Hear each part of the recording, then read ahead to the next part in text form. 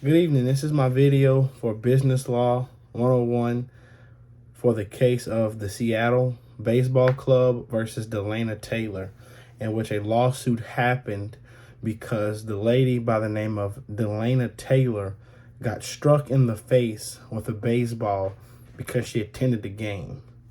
So, the background for the Baseball Club of Seattle is that the team that particularly took place in this case was the Seattle Mariners, which was a team that was based in Seattle, obviously, in 1976. And the team was sold then to a man named George Argros for $13 million. The next owner of the team was Mr. Jeff Samlu. I butchered that name. However, the team was then purchased by him for the amount of $77 million. Nextly, today, fast forward from 1976, from when George had the team to when Jeff Sumlu got the team in 1981 for $77 million. Fast forward to today, 2022, the team is now worth over $1.7 billion.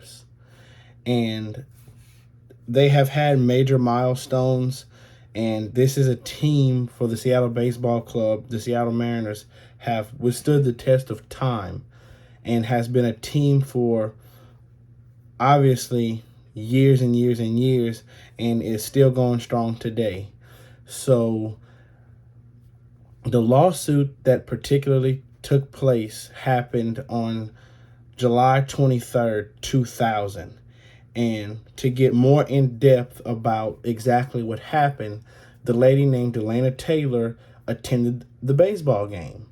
And she sat in a section of the field where she was able to be closer, so say, to the players. And when this happened, she went and attended the game, and it was during the warm-up portion of the game, which happens at every baseball game from any level, from Little League all the way up to the major leagues, where players throw the ball back and forth to warm themselves up. And a beating part about this is Taylor knew that this was happening. So she attended this portion of the game in hopes to be closer to the players and see this portion of the game happen.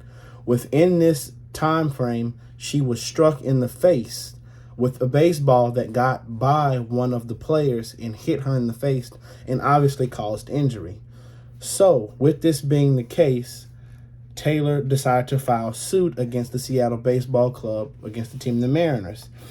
And her case was a negligent throw.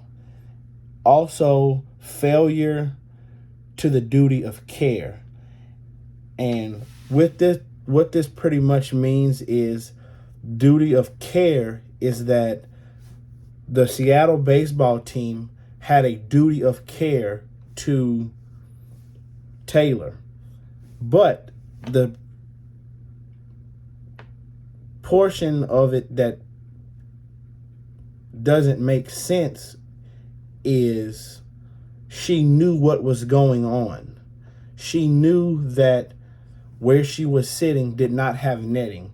The most unsafe portion of the field on a baseball diamond is down the third baseline, the first baseline, and directly behind home plate, which the Seattle Baseball Club, the Mariners team, had this netting up in this section. Taylor, when she attended this portion of the game, was sitting in a section that did not have netting, which she knew. Once again, so negligent throw when she was trying to file suit wasn't really going to stick when it came to filing suit and trying to get the suit in her favor when she filed it, because she knew the portion of the game that she was attending. She also knew exactly what was taking place. And furthermore, Taylor also had a very well-known background of the game because her two sons have been playing it since the ages of 7. So she knew exactly what was going on, and she's actually attended another baseball game, being a Major League Baseball game, before in time. So the next thing that could have been looked at was the assumption of risk. The assumption of risk just pretty much means exactly what it is. The assumption of risk. Having prior knowledge, knowing what you are doing in the event that you are attending and exactly what is going to happen and things that potentially could happen. So, being that Taylor had a very well-known background of the game, being that she knew exactly what was taking place, the assumption of risk was there. She knew that she had a potential for a ball to come within the stands. She knew that when she was attending this portion of the game in hopes to be close to the players, to see exactly what was going on and to see everyone warming up, that there was the assumption that a baseball could come within the stands. So you could also correlate this back to another game of another sport. For instance, at a basketball game, a person that is sitting courtside on a basketball court, if they're watching the game, has the assumption of risk for a player to run after a ball in their direction and possibly fall down, or even a ball coming into the stands near where they are and getting hit with it. So that she knew exactly what was going on. She had all the knowledge that she needed.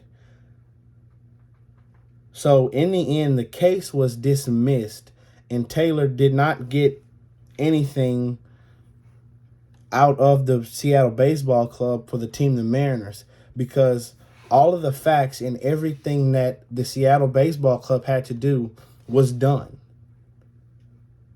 So in the end, she did not get anything.